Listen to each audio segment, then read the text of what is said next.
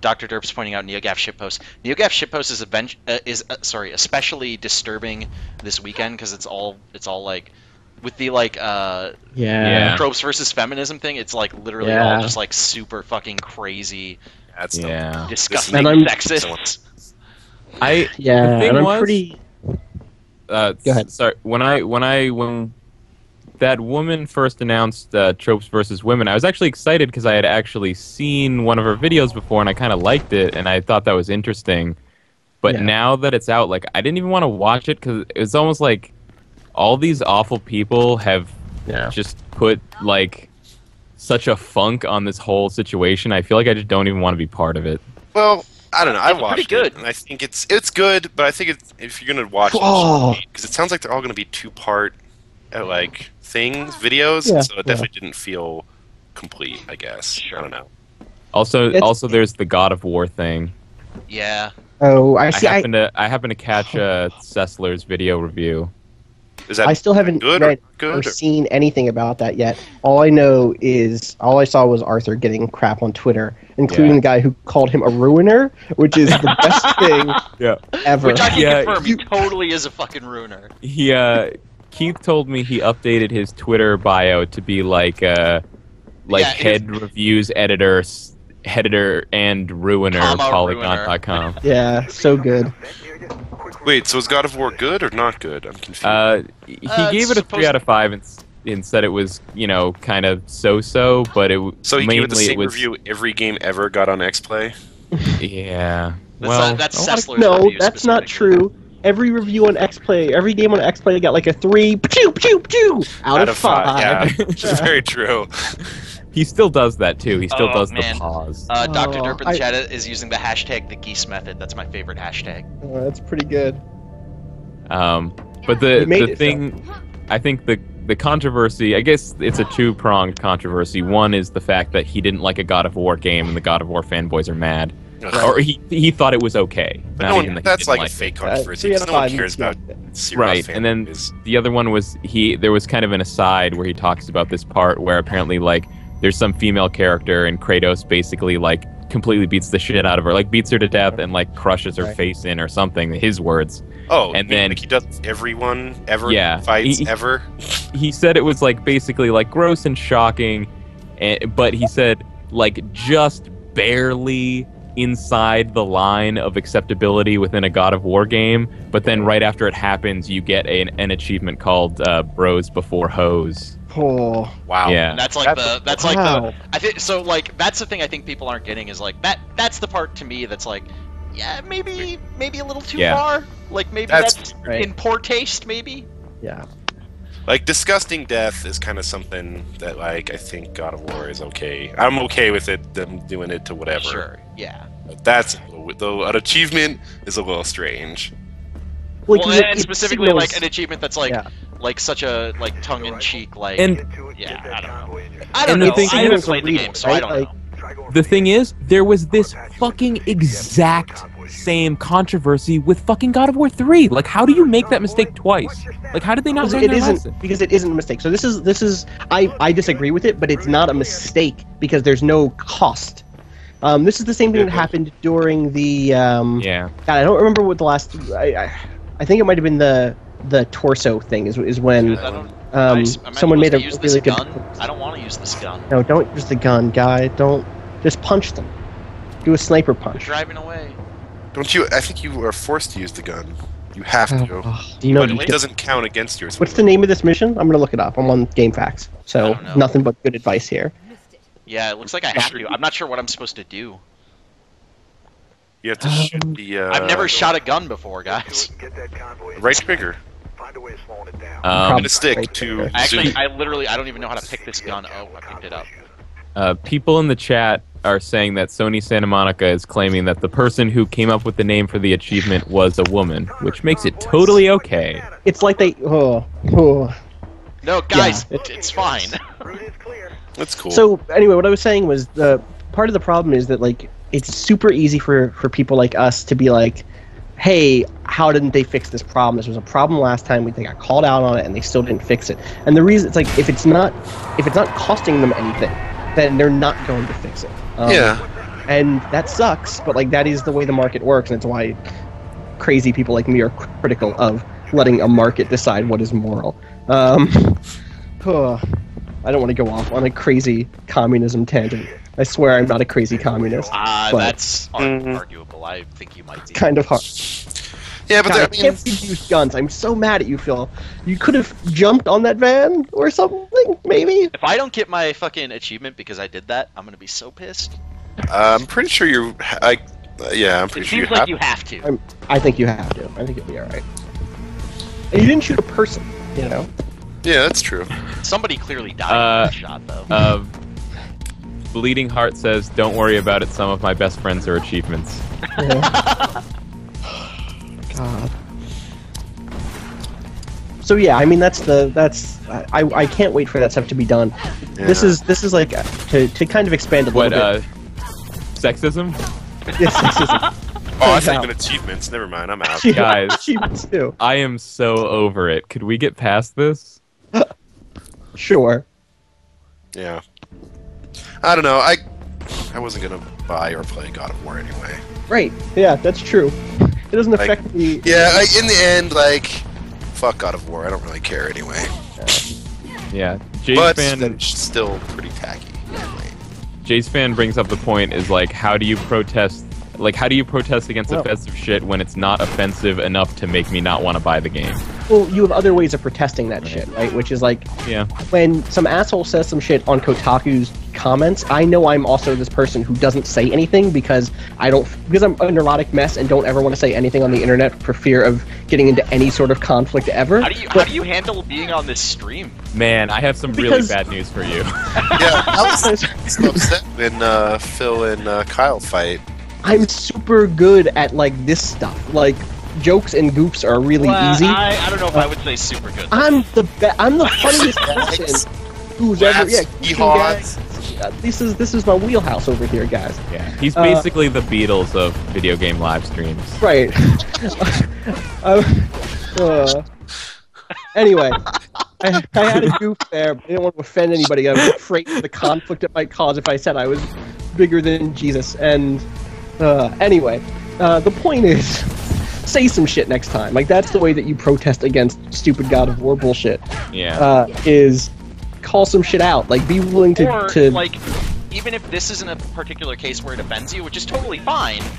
Right. You don't have to be, like, offended, but, like, if somebody is talking about how and why it offends them, and then somebody else is like, oh, you're a ruiner or whatever bullshit, be like, no, whatever, like, stop being a vagina. People have the right to talk about why something makes them feel a certain way. See, I've gone the opposite direction where I say all comments. I think the idea is supposed to be that he ruins people, like, making stuff because he's making it... Or maybe a fun ruiner, as in something like that, maybe? Sure. Like, oh, it's just a joke type of thing.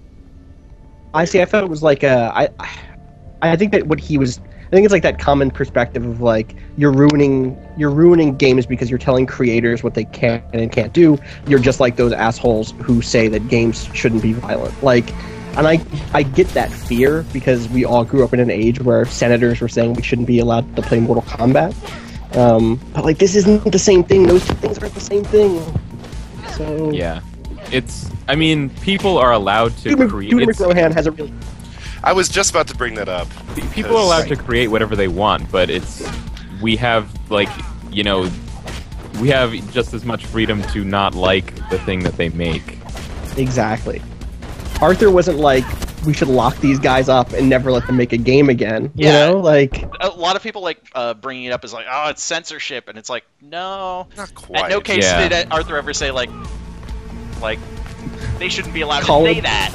Or do that. Right. It's just like, okay, but I'm gonna call in the firemen. We're gonna set fire to... Yeah, it's like, no, but if they do that, I'm gonna talk about why I think it's dumb. Yeah. By the way, I think the chat has moved on to the Japanese Domino's Pizza commercial featuring Hatsune Miku. Which is... Here's the thing about that, guys. I wish there was an app for Android. I would take pictures all day. That was fucking incredible. When AIs are objectified like that, because, she's a real person. She has feelings and needs to be treated fairly. I think the whole point is that she's not a real person. You shut your mouth. Sorry. I mean, your doll was still real. I'm not saying that. I'm not taking that away from you. Promise? Promise. However, I don't think there is a real Hatsune Miku. I'm not. Emotional Hobo asks, how can Xbox 720 succeed in Japan? Hatsune Miku. Idolmaster and Miku, probably. Yeah. The way it barely passed this time. Exactly. Actually, Miku isn't even on Xbox this generation. Xbox doesn't need... The real answer is Xbox 720 doesn't need to succeed in Japan. It doesn't. Because this one was complete garbage and failed miserably, and Microsoft still did pretty well. 2013 failed is a very in different Japan, time. just to clarify. I mean, and in my heart. Okay. 2013 video game market is pretty so different weird, from right? 2005 video game market. Yeah, it is. Like, it's so weird to think about. Like, one of my friends was surprised that Sony event happened here in the U.S. because it's a Japanese company, obviously, and because when we were growing up, Japan was like home of the video game. Yeah, but that's changed now. North America is the largest market now. I mean, by far. Because you have to remember is that the Xbox One, part of the reason it was unsuccessful was just it didn't have the game library that the PS2 had. It all kind of snowballed from there, and like really specifically, there were a ton of great Japanese games that were on the PS2 and GameCube that weren't on the Xbox. But this generation had way less great Japanese games in general. Yeah. So. All right. I think it's true. I think it's part of the Japanese market's just in a really weird place. And video games in general, of like video games cost so much, and the Japanese publishers and developers as a whole like just didn't quite have they weren't putting the amount of money into them that is necessary. I think it's a lot of adjusting. It's a lot of Japanese developers and publishers figuring out how to make games in this new market. Right. I'm hopeful for the next gen. I think Japanese developers are going to be in a much better place. Right. Well, now that they've actually started making engines and not just like rewriting their code from scratch every goddamn game. Well, and the jump isn't going to be as big. I think we've talked about that before. The jump from this generation to the next generation isn't going to be as big in terms of sudden cost increases. Like HD assets are going to continue costing what they cost now to make, especially when you take into account PC development. Like that stuff is going to be. That's true, but honestly, I think the short falling of a lot of Japanese games in the past generation wasn't really from a technical standpoint, at least not in my mind. Well, there's a big move to handheld as well. I feel like a lot of it was design. There's a ton of good Japanese games on handhelds. I agree that it was a problem with design. That there wasn't maybe they weren't taking into account the sort of moves that new games were making in terms of design and ease of access and stuff like that. Achievements. By the way, this guy just died, and it was sad. Like when you can beat Blue Dragon after playing it for hours and hours and get 5 goddamn points or whatever it was. Oh man, what a waste! I think this is the last. We're in the end now. Yeah. Yo, here's a question, guys.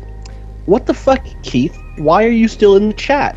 Go to bed. He does this all the time. He just got off the call so he could start dominating chat. Yeah, he wants to. I mean, just post like 4 links to your Twitter and then get out of here, for crying out loud. You have school in the morning. What's a tall building? You have to climb that building? Yes.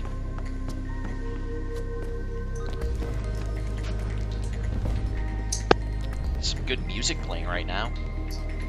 Yeah. Are there vocals? How do you enjoy it? Because I can't hear anything. Yeah, me either. I downloaded the. I enjoy it. I downloaded the Hatsune Miku demo for PS3 this weekend. That seems like a very Dylan thing to do. Who owns Miku? My heart. Sega. That's good. Wait, really? Sega? Sega. Yeah. Huh. I'm pretty sure it's Austin's One of Heart. their brands. No, I'm pretty sure it's Sega my heart, owns you guys. Sega does the game stuff. I don't know who actually owns the vocaloids, I guess. Right. You guys are taking this way too seriously. Austin and I have the right idea. I'm pretty sure. No, now I'm looking it up. Mondays, Wednesdays, and Fridays, and Phil has her on the rest of the days, and etc. Oh, Yamaha owns the vocaloids. Dr. Derp says, I own Miku AMA.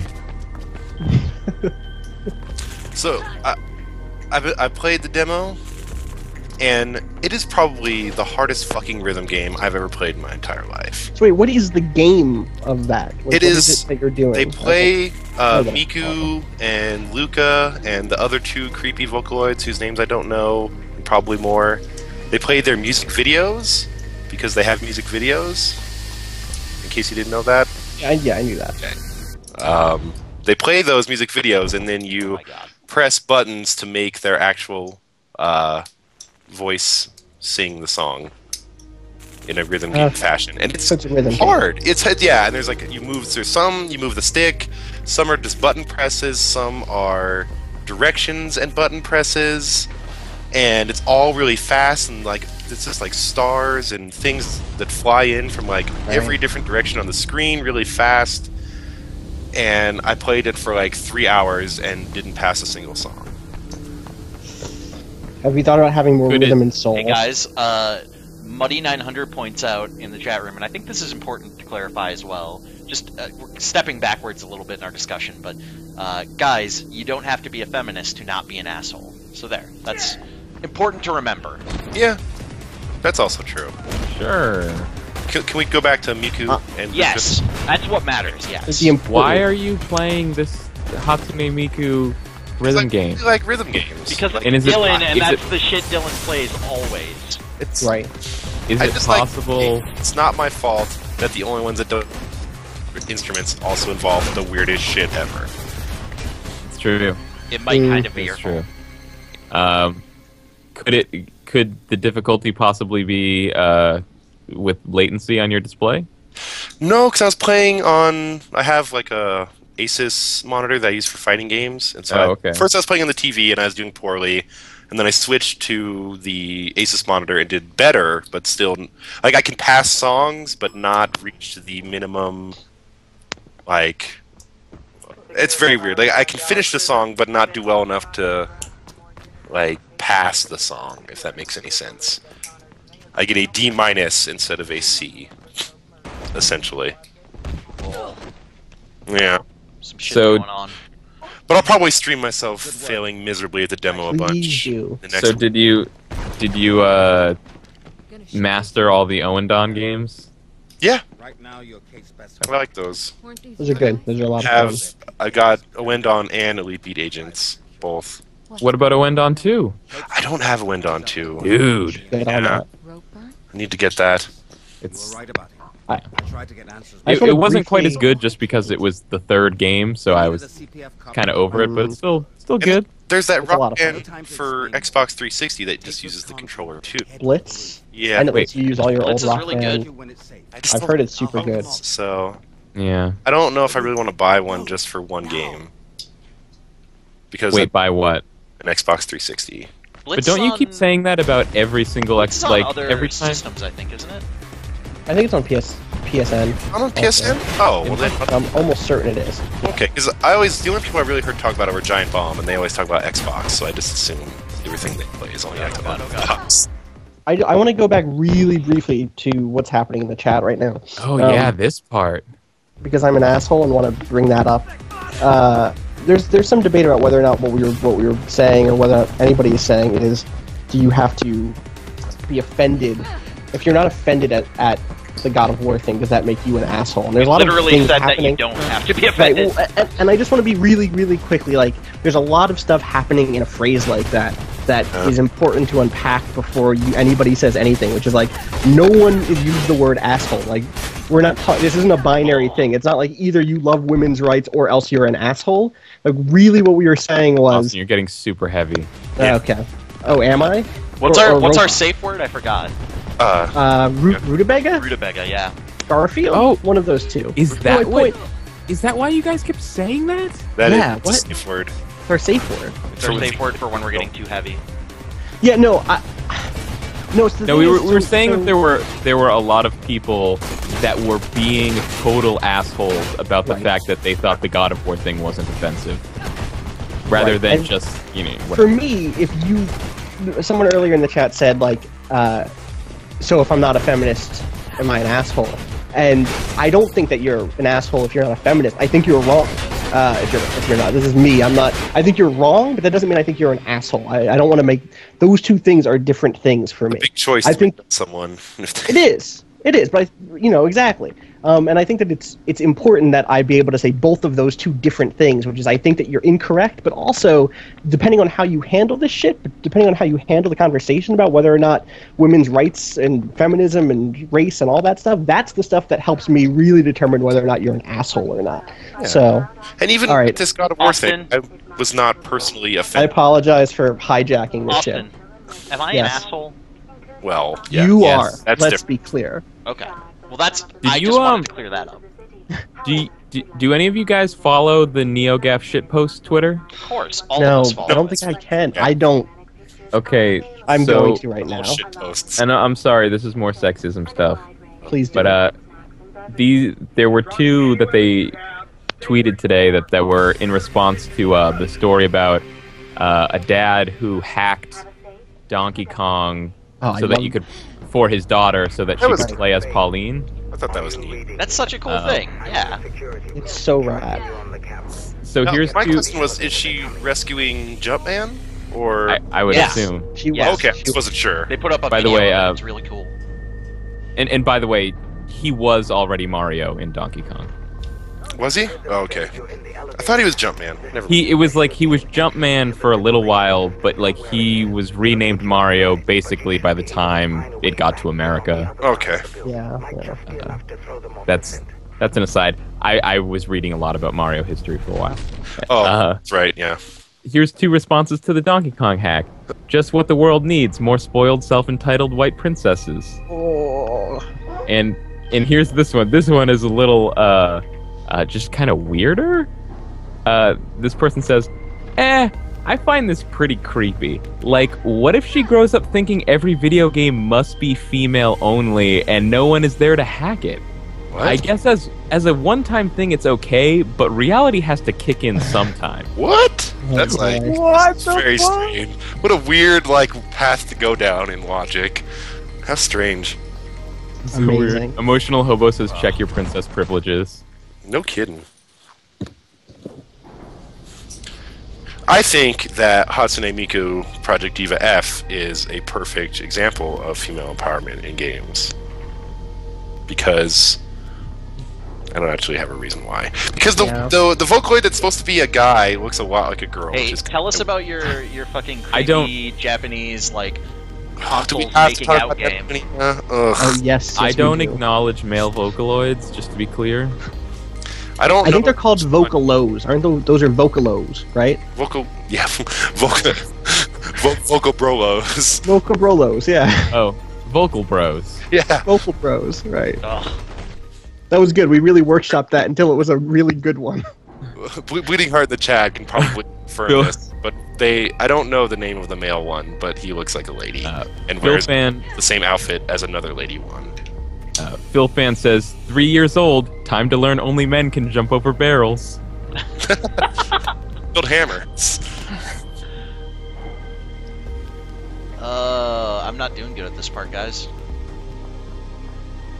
Okay, see, so the two vocaloids are called Ren and Rin, and they are twins, which is why they have the same outfit and look essentially the same. Also, Bleeding Heart does know too much about this. Yes, and now I'm not the weirdest one talking about Hatsune Miku. Don't want to be sexist here. Bleeding Heart is a female. What's that supposed to mean? Let's say I know way more male Miku fans than female. Way. Oh God, guys, what happened? Including. Yeah, guy, what are you doing? Right? Look at what happened. Something happened. Something weird happened. You guys might not be quite caught up on the stream yet. Nope, not yet. I'm excited. Something crazy happened. I'm super excited. Okay. I don't. Oh. Oh dear. Just hang on. Yeah.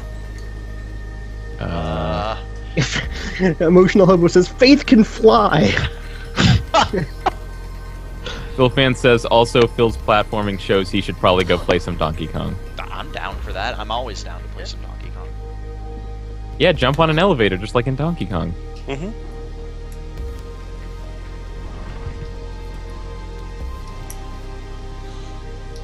Also, I will agree with Dr. Derp that I think I enjoy Luca of all the Vocaloids the most from the demo that I have played. I think Luca is the pink-haired one. Is this correct? It is the most. This is the one that actually sounds like a real person. A lot of them sound like robots, which is not surprising because they are. Because they're robots? Miku is like the shittiest sounding one of all of them, which blows my mind. I don't know why she's still popular with whatever people like that. But she sounds like a robot computer awfulness. But did you guys see that? The Bleeding Heart brings up the Hatsune Miku live concert tech that they're using now to simulate booth babes, which is crazy. I like. That's awesome. Luca is pink-haired and is the best English speaker. See, it's good news all around. This is somehow gonna end with me buying Hatsune Miku on Japanese PSN. See, I actually like that. You're saying that like you think you wouldn't have anyways. Yeah. I really wasn't planning on it. Sure. I'm gonna really work on passing one song in the demo before I spend $70 or $80 on a game, though. Yeah, that's probably a good idea. I'm hoping I can just I'll just work it all out of my system. Is the plan? Because I don't think this was the right way to come. There's nothing back here. What is happening? No, I'm going the right way. Okay. Oh god. Nothing happened, don't worry about it. Oh jeez. And see, now we're getting into people telling me to buy the Hong Kong version of the game. The Hong Kong version's clearly the best version. Well, this is where you've gone down the weird Asian hole where you have to buy Chinese. The weird Asian hole? That's crazy, dude. Emotional Hobo said that we should call the subtitle for this upload should be Sexism and Vocaloids. I'm gonna say it should be Weird Asian Hole. That's sexism and the weird Asian hole. Are we okay to shift gears entirely? Yeah. Yeah, what's up? I see a tweet here from Brad Shoemaker who says, Citadel may be the best thing ever released with the Mass Effect name on it. I really want to play that, you guys. Yeah, I have not played that, but I'd really like to. I think I might actually rebuy a copy of Mass Effect 3 to do that. That's exactly where I'm at, is I need to rebuy Mass Effect 3. Why did you guys get rid of your Mass Effect 3 already? Because I'm broke, dude, and I need new video games. So I was broke and I was not pleased with Mass Effect 3. Sure, alright. I was perfectly fine with Mass Effect 3 because I'm Austin, but I was broke, so I needed to trade it. Yeah. I was not fine with Mass Effect 3, but I was smart and got on PC, so now it's tied to my Origin account, and those servers are always reliable. So it shouldn't be a problem. Yeah, I really think so. Jace says, "What? Better than Leviathan?" Now, I haven't played Leviathan, but I've seen that info dump scene and everything, and it's a cool scene. I don't know. It just rubs me the wrong way. It just seems like a bunch of stuff that should have been in the real game. I haven't played Leviathan yet. I really should. Have you seen what the spoilery stuff is in it? I haven't, but I've heard it actually adds quite a bit. Yeah. Yeah, kinda. I don't know. I didn't it's it answers questions that went unanswered, but I don't feel like it gave particularly satisfying answers to those questions. It's kind of the lost conversation we had a few weeks ago, which is it spoke to plot stuff. This is why this thing works the way it does. Here's some more details on some plot stuff. But I think for a lot of people, their beef with Mass Effect 3 wasn't... I think for a lot of people who I get where they're coming from, their beef wasn't about plot stuff. It was about emotional stuff. It was about feeling like they didn't have control over the story anymore, stuff like that. So yeah. So the thing that sounds great about Citadel is that it's, from what I understand, it's this sort of irreverent piece of DLC that has a lot of characters and stuff, and it's just I'm hoping it will just help remind me of the parts that I liked about Mass Effect and forget about their big dumb story about saving the galaxy. And it's pretty self-referential too, from what I understand. There are when you pick people for missions, the other characters will say, "I never get picked for missions," or that type of stuff.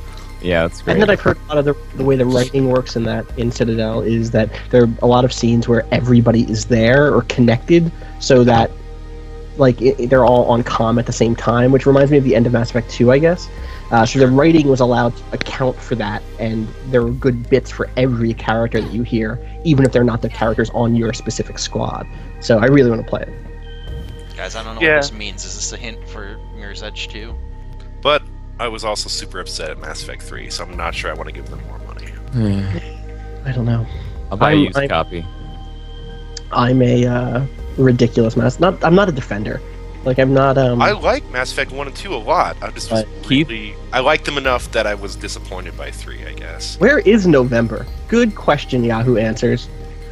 Keith called. Keith named Mass Effect 3 as his game of the year for last year. Because he hates himself, or yeah, I was dogs, or what? Guys, I was like, son, I am disappointed. I like Mass Effect 3 a lot. It was not my game of the year, but I like it a lot. I'm in the same place as Phil. It was okay. It was okay. I agree. The things that disappointed and upset me about it, like outweighed any kind of like empirical like quality that it had. It's like it wasn't as bad as I dislike it, but it doesn't. I don't know. My relationship with Mass Effect 3 is very strange. Yeah, I understand why. I understand completely. I don't know. They just didn't treat some of the characters well, in my opinion. But I understand why, because they didn't know who you had alive and this and that. Like Mass Effect 2 was too open-ended to make 3 work well, I think, technically. Yeah, I think part of me is I think that you can't just kick that vent open, Phil? No, I guess not. No, I did. What? He kicked a different vent open. Oh, it's a different vent. Okay. I really liked the final. Why did everyone get mad about the final boss of Mass Effect 2? I never understood that. Yeah, I thought that final boss was fine. Because it was Contra 3's final boss, and I think that kind of made people feel weird. Yeah. So, Jay's fan was saying Mass Effect 2 is only remembered as better than 3 because it didn't try and end the trilogy. But that's the thing, Mass Effect 3 didn't have to either. Like, no one said it had to be a trilogy. Well, they did when they originally announced it, and part of the other thing is, I also kind of feel like part of the reason that I was pretty okay with the ending, the original ending even, was because I read it in a lot of ways as BioWare putting their final stamp on the series because they knew that that EA was going to own that series afterwards, and. Like that's separate. That's not the reason that I'm okay with the end of Mass Effect 3, but that is one of the reasons why it didn't frustrate me that they set the world the way it was at the end of that game originally before they changed it. Yeah, didn't they change it so all the mass relays aren't destroyed? Yeah. Exactly. I mean they completely erased that part, and for me that's like BioWare saying, hey guys, like that's it. This whole era is now untouchable. Like you can add in some side stories or whatever, but this is the end of this part of the universe's history. And so to kind of backpedal on that, I was a little bit disappointed. But I was very disappointed to see that they backed off on that stuff. I will say that I am very curious to see what they end up doing with the next Mass Effect game now. Yeah, totally. Because it's going to be like, I think no matter what they do, a lot of people are going to be very disappointed. But sorry. And I just think, because, it's going to be a very different game, whatever it ends up being. It totally is. Yeah. Especially that's the multiplayer stuff, Yeah. I actually wanted to go back to the final boss of Mass Effect 2 for a second, because I think someone said, like, I didn't really get it, or something like that. Like, I didn't understand, like, how it fit with the world. The idea with the boss at the end of Mass Effect 2 was that the whole story of Mass Effect 2 was, like, why are they taking all these people? Yeah. And then at the end, you see that they are like liquefying the people and then feeding them into this giant human reaper. The implication being that all of the reapers are giant mechanical versions of collected species from ages past throughout the galaxy. Right. And so that was supposed to be the reveal, but then they just also kind of threw another thing that disappointed me about Mass Effect 3. They threw that away and then just had all the reapers be identical. And then in the Leviathan, I mean, there were straight up different Reaper types for each species. Yeah, I mean, there are types they look like. Well, no, there were different like husk types. Right. Yeah, but that's the idea, right? Like that's the Reaperized form. No. What Kyle's talking about is remember at the end of Mass Effect 2, it's like the collectors build new looking like Reapers that are based on, and it looks like a dude. The new one was going to look like a human dude. Like the. What I mean is, it's what you're supposed to find at the end of Mass Effect 2 is that Reapers aren't all the same. It's that Reapers that are made out of past species, and it was just that up until that point, you would just happen to only see Reapers that were made from one specific right? That all look like Harbinger or Sovereign. Yeah. Mognight says Shepard is Mass Effect for some people. I'm worried that by the time the next game comes out, people won't be ready to detach that connection, and that's exactly what I think a lot of people are going to be disappointed no matter what. Because clearly, same thing for Dragon Age 2. I didn't really care about Hawk at all. Yeah, but did you care about nameless protagonists from Dragon Age 1? Yes. Really? Grey Warden? No, come on. Well, because I made them. They're my person. Whatever. I don't get it. Shepard's not a great character, though. I mean, he's just a cipher, and is he even really a good one? Like, I don't feel like I would care if they just replaced him with someone else. So, like, part of the reason... I think the thing is, I don't know that they're going to try and do... I don't think they're going to try and do a Shepard thing again. Like, no way. Yeah, you're probably right. This is why I'm saying that this is why it's super interesting how successful that multiplayer was for Mass Effect 3. Yeah. I really do think that they're going to lean on that hard to bring in an audience that cares less about the. Well, I think the team that did that multiplayer is the team that's doing the next Mass Effect. Yes, that is true. Really? It's So. Yeah, the stuff with Dragon Age 2 is super weird because I think on paper it is a completely different game. I'm really excited for 3. I don't even know what to expect from 3. Like, I just don't. I can't get excited for something that I'm not even sure if it's going to be a game that I want to play. Yeah, I guess. In fact, you're right. I really shouldn't say I'm excited for this thing that I don't know what it's going to be at all. I'm excited to see what it will be. Yeah, but exactly. That's also hoping that it's something I actually want to play. Right, and not just. Yeah. And not Dragon Age 2 is a thing that I really loved on paper because I loved the idea of being in a city environment and watching it grow over the course of a game and like seeing all of the weird internal politics and intrigue and stuff. But I want to play like Dragon Age 1. Yeah, they didn't nail that stuff as well as I wish they had. Dylan, here's a spoiler: Dragon Age 3 will not play like Dragon Age 1. Yeah, I know. That's why I'm not getting my hopes. Although I don't think it'll play like Dragon Age 2 either. If that helps. Me either. That does help. I mean, it's not that I only like totally nerdy RPGs because I love the hell out of Fable, and that is probably one of the GGs. Jayspan wants to know who's all on the stream. He's asking if you guys are from Polygon. I'm the only person from Polygon here, but why don't you we guys... all are actually from Polygon. That's true. In a way, in your hearts. All 4 of us are from Polygon. Why don't you guys explain who you are? In a way, isn't everyone from Polygon? Aren't we all polygons inside? Mm-hmm. There's like a lot of them. Like, that's how the universe works. Is we're all built by tens of thousands of polygons. You guys should introduce who you are. I'm Kyle Churchill. I'm just a person, and me and my cousin play video games on the internet. YouTube.com/runbutton. I'm very tired. Clearly. I am Arthur Geese from. And I'm Keith Carberry. Please follow me on Twitter. Yep. I'm Austin Walker, actually. I'm not Keith Carberry. That's not who I am. I'm Austin Walker. Oh, wait. Slow down. I'm sorry. I'm Dan Reichert from Game Informer. This poor person now is just like, I don't know who the fuck. It doesn't matter. I'm Dylan Heck. I'm from the internet. You don't know me from anything else. And I'm Austin Walker.